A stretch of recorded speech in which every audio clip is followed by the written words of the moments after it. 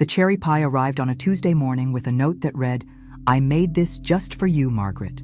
Hope you love it as much as I loved making it. Nora." Sweet, right? Wrong. Dead wrong. I set it on my kitchen counter and went to brew some coffee. You know, the whole ritual of preparing for what I thought would be a lovely afternoon treat. That's when Max, my golden retriever, decided to be his usual food-obsessed self and jumped up to sneak a bite. 5 minutes later, he was on my kitchen floor, panting like he'd run a marathon, drooling everywhere and shaking like a leaf. I've never moved so fast in my life. Scooped up all 70 pounds of him and raced to the emergency vet, my heart pounding harder than his. Dr. Rodriguez took one look at Max and rushed him into the back. "What did he eat?" she asked, and when I told her about the pie, her face went white. The blood tests came back 2 hours later. Poison. Someone had tried to kill my dog. Or more accurately, someone had tried to kill me. And Max saved my life by being a greedy little hero. When I discovered what was really in that cherry pie, 30 minutes later, the police were pounding on my daughter-in-law's door with a warrant. But let me tell you how we got to this complete disaster, because, honey, this story starts 8 months earlier. And trust me, if you're watching this, you're going to want to subscribe and let me know where you're watching from, because what happened next will make you question everyone in your own family. Let me take you back to when I thought Nora was just the sweet girl who was going to make my son happy. Spoiler alert, I've never been more wrong about anything in my entire life. 8 months ago, I was Margaret Williams, 62 years old, widowed for 3 years, and apparently about as good at spotting liars as a goldfish is at quantum physics. My husband David died of a heart attack, leaving me with more money than I knew what to do with. A son who treated relationships like a revolving door, and a hole in my heart the size of Texas. That's when I got Max. 8 weeks old, all paws and golden fluff, from the local shelter. David always said we'd get a dog someday, but someday never came for him. Max became my shadow, my alarm clock, my therapist, and honestly, better company than most humans I know. My son Tyler has always been, how do I put this diplomatically? If making poor romantic choices was an Olympic sport, Tyler would have enough gold medals to open his own jewelry store. He's 32, works in tech when the mood strikes him, and has a supernatural ability to find women who see dollar signs where his personality should be. But he's my son, and despite his talent for romantic disasters, I love him more than chocolate, which, for the record, is saying something. That's why when he brought Nora home after 4 months of dating, I tried so hard to like her. Really, I did. She was stunning. I mean, stop traffic and cause accidents gorgeous. Long dark hair, green eyes, a smile that could sell ice to Eskimos. Definitely in a different league than Tyler, if I'm being brutally honest. But I told myself money makes funny things happen. And if my son was finally happy, who was I to judge his upgrade? The first red flag came courtesy of Max, my sweet, friendly dog who loved everyone from the mailman to the grocery store clerk, took one look at her and started growling like she was wearing a "I hate dogs" t-shirt. "Max, stop that!" I scolded, grabbing his collar. "I'm so sorry, Nora. He never does this. He's usually such a friendly boy." Looking back now, I want to travel back in time and smack myself. Dogs can smell bad intentions like we smell burned toast, and I should have trusted his judgment over my desire to be polite. I peppered Nora with questions. Where was she from? What was her family like? What did she do for work? She said she'd lost her parents young, was raised by her uncle, worked in marketing. When I pressed for more details, she smoothly redirected like a politician avoiding scandal, pointing to a photo on my mantel. "Is that you and David?" she asked, looking at our picture from the confectionery class where we met. And here's where I made my first major mistake. I melted like butter on hot toast. Told her the whole romantic story about how David enrolled in that baking class just to get close to me. How he couldn't tell flour from sugar but stayed anyway. How cherry pie became our dessert because it was the first thing we successfully made together without burning down the kitchen. "That's so romantic," she said, and I swear I saw what looked like genuine emotion in her eyes. What I didn't know then was that she was probably calculating exactly how to use that information against me later. Tyler was already talking marriage after 4 months. I told him it was too soon, But Nora started getting this edge in her voice whenever I suggested they slow down, like I was just some interfering old woman who couldn't mind her own business. 2 months later, they were engaged. Because apparently, my son's idea of taking it slow is the relationship equivalent of a NASCAR race. And 2 months after that, they were married. Which brings us to the timeline of this complete disaster. The wedding was like something out of a magazine. Beautiful, expensive, and weirdly artificial. Kind of like those perfect plastic display cakes at the bakery that look delicious until you realize they're completely fake. Nora had exquisite taste and apparently an unlimited budget, which should have been red flag number 2 since she claimed to work in marketing for a small company. But hey, maybe she was really good at budgeting, or maybe she had rich relatives, or maybe I was just an idiot. Spoiler alert, it was option 3. Something felt off from the moment I walked into that venue. First, there was no family on her side. None. Zero. Zilch. Just friends, she said, because her uncle couldn't travel due to health issues. Now, I've been to a lot of weddings in my 62 years, and I've never seen a bride's side that looked like a casting call for a soap opera. These friends were all gorgeous, perfectly dressed, and had this weird quality like they were performing in a play rather than celebrating someone they actually knew. I tried mingling, being the gracious mother of the groom, when I struck up a conversation with her uncle's replacement, a distinguished man in his 50s who introduced himself as Thomas. "So you're Nora's uncle?" I asked, making polite conversation. "Oh, I'm not really her uncle," he laughed. "I'm her accountant. Family friend, you know. She asked me to walk her down the aisle since her real uncle couldn't make it." Accountant. Okay, that made sense, I guess. But something about his face nagged at me like a popcorn kernel stuck in your teeth. Had I seen him somewhere before? Tyler looked genuinely happy, though. Probably the most relaxed I'd seen him since high school. Nora was working the room like a professional politician, graceful and charming with everyone. Maybe I really was just being a paranoid old woman. But as I watched them cut the cake, cherry, of course, in honor of David's memory, as Nora sweetly put it, I couldn't shake the feeling that I was watching the world's most expensive performance. During the reception, I noticed how Nora's friends all seemed to know each other, but called her Sweetie and Han instead of her actual name. Like they'd just met her that morning and were improvising their way through conversations. When I mentioned this to Tyler, he just shrugged. "She has a lot of work friends, Mom. You know how corporate networking is." No, Tyler, I didn't know how it was. My work friends knew my middle name, my coffee order, and exactly which stories would make me laugh until I snorted. These people looked like they'd been hired from Central Casting. But it was Tyler's wedding day, and he was glowing like a Christmas tree. So I smiled, danced with my new daughter-in-law, and told myself I was overthinking everything. 2 months later, when that cherry pie nearly killed my dog, I realized I hadn't been overthinking anything at all. If anything, I'd been underthinking, which for someone my age is practically a crime. 2 months after the wedding, I was starting to think maybe I'd been too harsh in my judgment. Nora and Tyler seemed genuinely happy, and she'd been nothing but sweet to me since their honeymoon. Maybe I really had been channeling my inner conspiracy theorist for no good reason. That Tuesday morning, my doorbell rang at exactly 10 a.m. The delivery guy handed me a white bakery box tied with a perfect ribbon. Inside was the most gorgeous cherry pie I'd ever seen. Lattice crust, golden brown, with little heart-shaped cutouts that probably took hours to make. The note attached made me feel like the world's biggest witch for ever doubting her.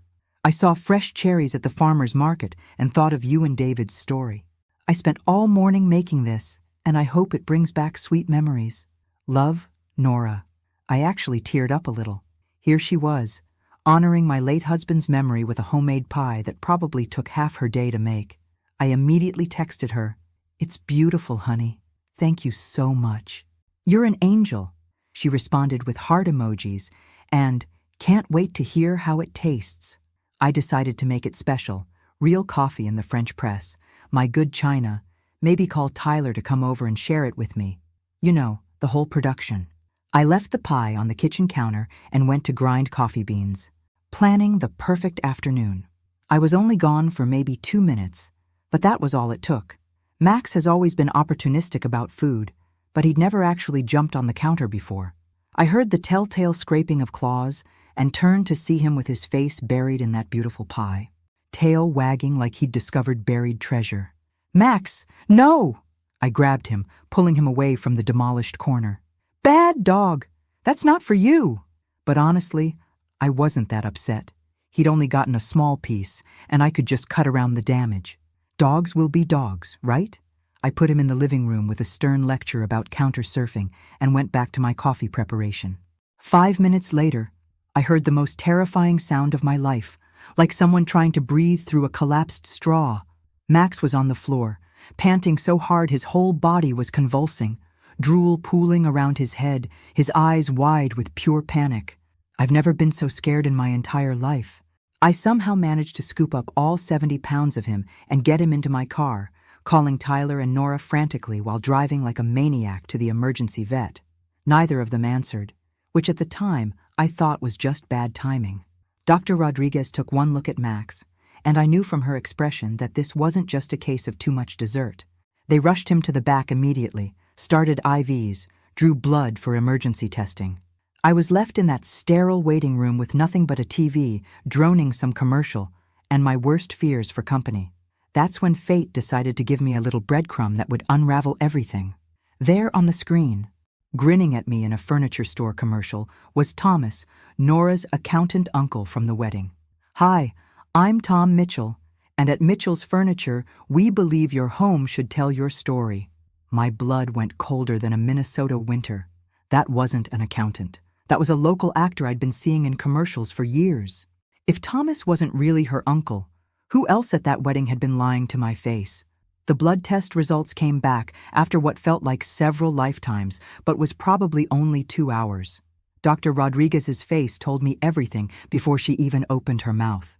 "Mrs. Williams, Max has been poisoned. Severe toxicity affecting his liver and nervous system. The next 24 hours are absolutely critical. Poisoned. Someone had put actual poison in that beautiful pie meant for me. And if Max hadn't been his usual food-obsessed self, I'd probably be the one fighting for my life right now. Can you save him?" My voice came out as barely a whisper. "We're doing everything we can. He's young and strong, but this is serious. You should prepare yourself." She didn't finish the sentence. She didn't need to. I called the police from the vet's parking lot with hands shaking so badly I could barely hold my phone. Officer Martinez listened to my story with the kind of professional calm that told me she'd heard stranger things before. "We'll need to test the remaining pie and speak with your daughter-in-law. This could be accidental contamination, but given the circumstances, we should check it out." 20 minutes later, I was standing on Nora's doorstep with 2 police officers, my heart hammering like a woodpecker on espresso. Nora answered the door in yoga pants and a messy bun, looking absolutely perfect, even without makeup, because of course she did. "Margaret? What's wrong? You look upset."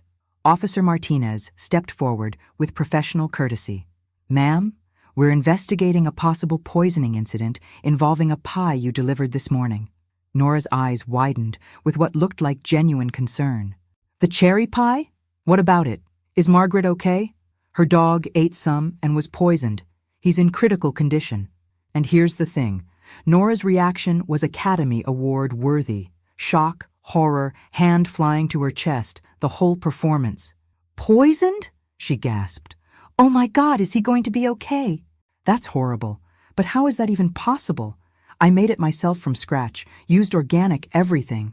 "Ma'am, we'd like to examine your kitchen and test your ingredients, just to rule out accidental contamination." "Of course, absolutely. Whatever you need to find out what happened." She was the picture of cooperation, leading them through her spotless kitchen, explaining every ingredient, showing them receipts from the farmer's market. They found nothing suspicious, nothing at all. The officers took samples anyway, but I could see in their faces that they were starting to think this was just a terrible accident. Food contamination happens, right? That's when I decided to test my theory about the actor. "Nora," I said as casually as possible, "I meant to ask about your Uncle Thomas, the one who walked you down the aisle. I keep thinking I've seen him somewhere before." She didn't even hesitate. "Oh, he does some local acting on the side. Commercials, small theater productions. He's actually quite talented." Such a smooth lie. So perfectly delivered with just the right amount of casual pride. The police left, probably thinking I was just a paranoid old woman grasping at straws. But I wasn't done. Not even close. Because if there's one thing about us paranoid old women, we might be suspicious, but we're also stubborn as hell when someone tries to poison our family. The next morning, I was a woman with a mission and a dying dog for motivation. Max was still critical. Tyler was in complete denial about his perfect wife, and I had some serious detective work to do. I started with good old-fashioned phone book sleuthing. Tom Mitchell, from the furniture commercial, was surprisingly easy to track down. Apparently being a local celebrity has its disadvantages when someone's trying to investigate you. I called him, spinning a story about needing an actor for a commercial. We met at a downtown coffee shop, and I brought along some wedding photos like I was showing off family memories. "Do you recognize this woman?" I asked, sliding Nora's picture across the table. Tom studied it with genuine concentration. "No, I don't think so. Should I? She told my family you were her Uncle Thomas, said you walked her down the aisle." His confusion was so authentic it was almost comical. "I've never seen this woman before in my life, and trust me, I'd remember walking anyone down any aisle. That's not exactly something you forget." I showed him the wider reception shot, and his face lit up with recognition. "Oh, the Miller event. Yeah, I worked that gig. Good money, actually, but I wasn't anyone's uncle. I was hired to play a successful businessman. You know, add some class to the crowd." My stomach dropped faster than a broken elevator. "Hired by who?" "Event company called Elegant Affairs. They hire actors all the time. Corporate parties, weddings, fundraisers. Makes everything look more upscale. There were about 15 of us that night, all with different character backgrounds. So Nora's entire wedding had been staged with professional actors, which meant everything about her life was probably fake too. That afternoon, I did something I never thought I'd do. I hired a private investigator. Marcus Webb looked like Central Casting's idea of what a PI should look like, but he came highly recommended. "Give me 3 days," he said after I told him everything. Those were the longest 3 days of my life. Max was improving slightly, but still critical. Tyler was calling constantly, alternating between worry about Max and anger at my paranoid theories. Marcus called on day 3 with news that made my blood run cold. "Your daughter-in-law's real name is Nicole Patterson. Professional con artist, at least 4 confirmed identities, married multiple times to wealthy men. 2 previous husbands died under suspicious circumstances. Do you have proof? Photos, marriage certificates, death certificates, financial records showing sudden inheritances. She's good, but she's not perfect. Check your email." I printed every single page, photos of Nora with different men, documentation of her various identities, news articles about mysterious deaths, bank records that told a terrifying story. Then I called Tyler. Time for some uncomfortable family truth-telling. "Tyler, I need you here right now. There's something about Nora you absolutely have to see." "Mom, I'm not listening to any more paranoid theories about my wife. Tyler James Williams, get over here immediately, or I'm taking everything I found straight to the police." That got his attention. He arrived within the hour, armed with attitude and ready for battle. "Mom, this obsession with Nora is getting embarrassing. She's been nothing but kind to you, and you're treating her like some kind of criminal." I handed him the folder without saying a word. Watching Tyler's face change as he flipped through those pages was like watching someone age and fast forward. Confusion melted into disbelief, then hardened into anger, and finally crumbled into devastating understanding. "This can't be real," he whispered, staring at a photo of Nora, or Nicole, kissing another man at what was clearly another wedding. "It's all real, sweetheart. She's not who she says she is. She tried to kill me and Max saved my life." But Tyler wasn't ready to accept it. Love makes you stupid that way, and I understood that better than anyone. These could be faked. Photoshop can do anything these days. Maybe this investigator is scamming you. Maybe someone's trying to frame her. "Tyler, look at the dates. Look at the death certificates. Look at her face in these photos with other men." He sat in silence for what felt like forever, studying each document like he could make them disappear through sheer willpower. "I need to confront her with this," he finally said, standing up with the folder clutched in his hands. "I need to hear her explanation. Don't tell her about the investigation. Please. if she knows we're on to her. But Tyler was already heading for the door, love and denial clouding his judgment. I have to give her a chance to explain. That's what you do when you love someone. 2 hours later, he called me, and I could hear the devastation in his voice. She admitted everything, Mom. Not the murders, but the fake identities, the previous marriages, even the actors at our wedding. She said she was going to tell me eventually, that she just wanted a fresh start, a real life with someone who actually loved her. And you believed her?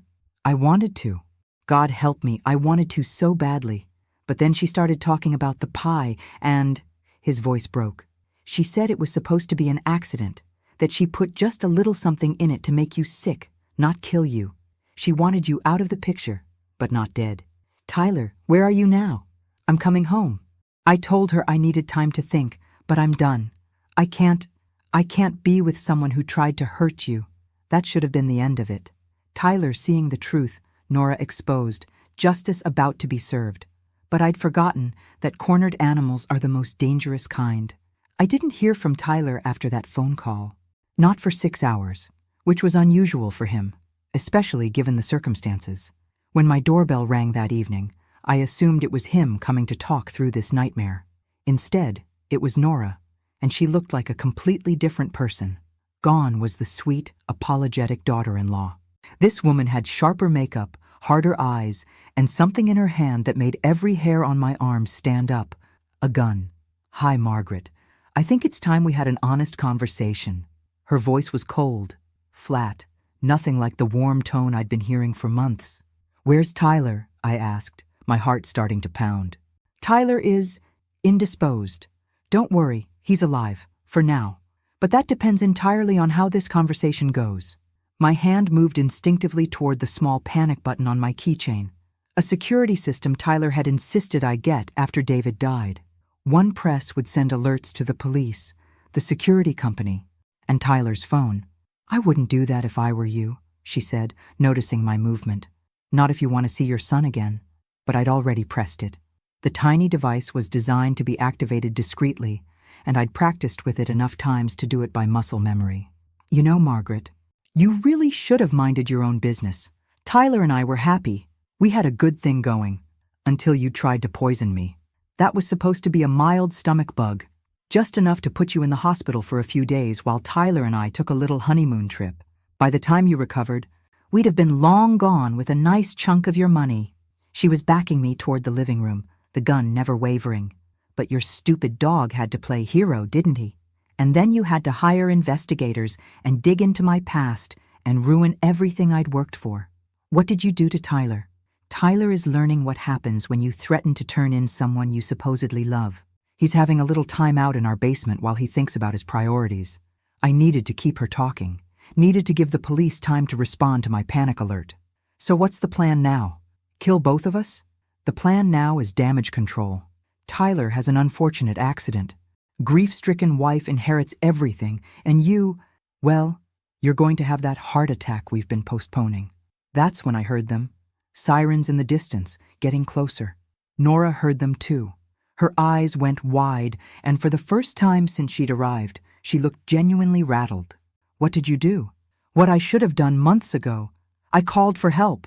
The sirens were getting louder, and I could see the panic starting to set in behind her eyes. This isn't over, she snarled, but she was already backing toward the door. Yes, it is, I said. It's finally over. She bolted just as the first police car pulled into my driveway, but not before making one final mistake, dropping her purse as she ran, complete with ID, burner phone, and what would turn out to be Tyler's location. The next few hours were a blur of police cars, search teams, and the most terrified I'd ever been in my life. Tyler was found tied up in Nora and his basement, shaken but unharmed. Apparently, she'd drugged his coffee during their conversation, and he'd woken up downstairs, unsure how long he'd been unconscious. She kept saying she was buying time to figure out what to do with me, he told the officers, like I was a problem to be solved instead of her husband. The manhunt for Nicole Patterson, because that's who she really was, started immediately. Officer Martinez, who'd gone from thinking I was paranoid to treating this as a triple attempted murder case, was now leading a regional task force. She's smart and experienced, But she's also desperate now, Martinez told me. Desperate people make mistakes, and she's already made several. The dropped purse had been a treasure trove of evidence. Multiple fake IDs, a burner phone with text messages to unknown numbers, and most damning of all, internet search history for various poisons and their effects. They found her car abandoned at a truck stop 2 states away. Security footage showed her switching vehicles with a man who turned out to be another con artist she'd worked with before. But they had his information too now, and it was only a matter of time. Tyler was staying with me while he processed everything that had happened. He'd gone from thinking he'd found the love of his life to realizing he'd married someone who'd been planning to kill his mother from day one. "How do you ever trust anyone again after something like this?" he asked me one evening as we sat in my living room. "The same way you trusted people before, carefully but with an open heart. And maybe," I added, "listen to your mother occasionally. And definitely listen to your dog." That actually made him smile a little. Max was being released from the vet hospital the next day. Dr. Rodriguez said it was remarkable. Another few hours, and the poison would have caused permanent damage. As it was, he'd make a complete recovery. "Dogs are tougher than we think," she told me, "and luckier than they have any right to be." 2 weeks later, Martinez called with news. They'd found Nicole. She'd been arrested at a casino in Nevada, trying to charm her way into a high-stakes poker game with fake chips. Apparently, even professional con artists have gambling problems. When they brought her back, she looked nothing like either version I'd known, not the sweet daughter-in-law or the cold-eyed woman with the gun. This version looked tired, defeated, and older than her years. But that was fine with me. I preferred my enemies honest about who they really were. The trial took place almost a year later, giving everyone time to process what had happened and the legal system time to build an airtight case. By then, Nicole Patterson's story had become national news, the cherry pie attempted murder case that captured everyone's imagination. I still turned down all the interview requests. This wasn't entertainment for me. It was justice, pure and simple. Tyler and I sat in that courtroom every day, watching the prosecution systematically destroy any sympathy the jury might have had for Nicole. 6 marriages, 4 dead husbands, a dozen false identities, and a trail of financial fraud stretching back over 15 years. The most chilling testimony came from families of her previous victims. A son who lost his father to mysterious food poisoning.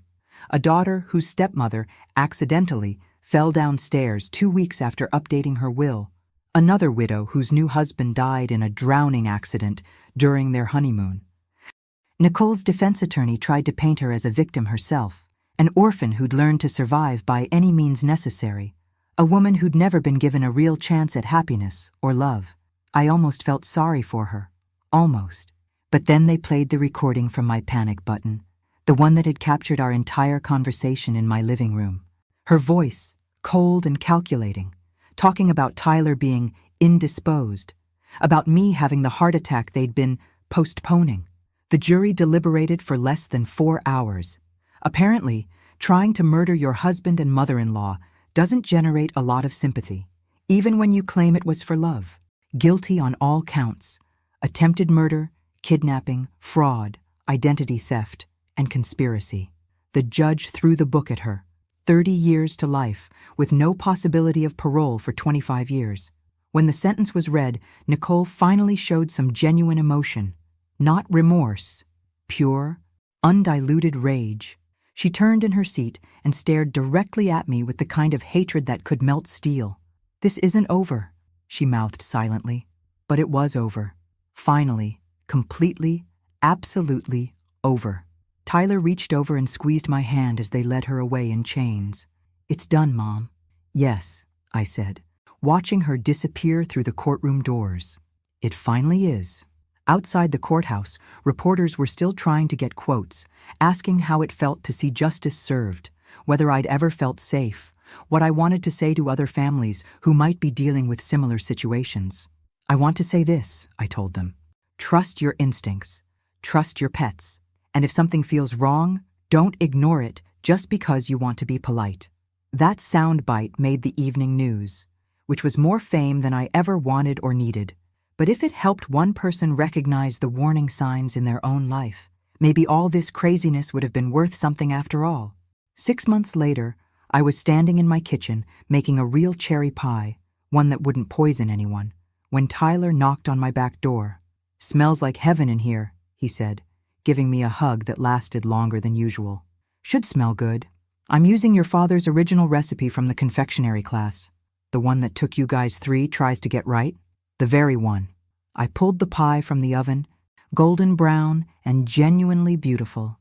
Figured it was time to reclaim cherry pie from that woman. She doesn't get to ruin our family memories. Tyler laughed, and it was the first truly happy sound I'd heard from him since this whole nightmare started. Dad would have approved of that attitude. Max patted over, tail wagging hopefully. I broke off a tiny piece of plain crust and gave it to him. "This one's safe, buddy. I promise." Life had settled into a new kind of normal. Tyler was in therapy, learning to trust his judgment again, and apparently dating a nice teacher named Sarah, who actually was a teacher and whose family actually existed. They'd been together for 3 months, and Max loved her, which was now my primary qualification for anyone wanting to date my son. I donated the money from the trial coverage to a victims' rights organization and gone back to my quiet widow life, but with significantly better security systems and a dog who was officially my hero. Marcus, my private investigator, had become an unexpected friend. We met for coffee once a week, and he kept me updated on the depressingly large world of professional con artists. "Any word from your friend in prison?" he asked during our latest coffee date. "She writes me letters," I admitted. "I don't read them anymore. Just hand them straight to the police in case she's planning something stupid for when she gets out." Smart. Women like her don't forget, and they definitely don't forgive. "Women like her underestimate women like me," I said. "She thought I was just a lonely old widow who'd be easy to manipulate." "She forgot that lonely old widows are survivors by definition." Marcus grinned. "Remind me never to cross you, Margaret." That evening, Tyler brought up something that had been on my mind lately too. "Mom, do you think you'll ever date again?" I considered the question seriously. David had been gone for almost 4 years now, and while I still missed him every day, I was starting to think about the possibility of companionship again. "Maybe," I said, "but any man who wants to date me is going to have to pass the Max test first." Tyler looked down at my dog, who was sprawled across the kitchen floor like he owned the entire house. "You really think Max is a good judge of character?" "I think Max is the best judge of character I know. He spotted Nicole as a fraud from the very first meeting, and I should have listened to him instead of worrying about being a polite hostess. So if Max doesn't like someone, they don't even get past the front door. My dog's approval is now a mandatory requirement for anyone who wants to be part of this family." Max raised his head at the sound of his name, tail thumping against the floor like a furry metronome. I scratched behind his ears, and he rolled over for belly rubs. "What do you think, Max?" I asked him. "Ready to be my official screening committee for potential suitors?" His tail wagged harder, which I interpreted as enthusiastic consent. Tyler stayed for pie and coffee, and we talked about normal things: his job, my garden, weekend plans, whether he thought Sarah might like to come for dinner next week. Normal, safe, real things. It felt amazing to have a conversation that didn't involve poison or court dates or criminal investigations. As he was leaving, Tyler paused at the door. "Mom, I'm proud of you. For fighting back, for not giving up, for protecting us both." "I didn't protect anyone." "Sweetheart, I almost got us both killed." "No, you saved us. If you hadn't been suspicious, if you hadn't investigated, if you hadn't been prepared with that panic button." He shook his head. "She would have killed you, inherited everything, and probably found a way to eliminate me too eventually."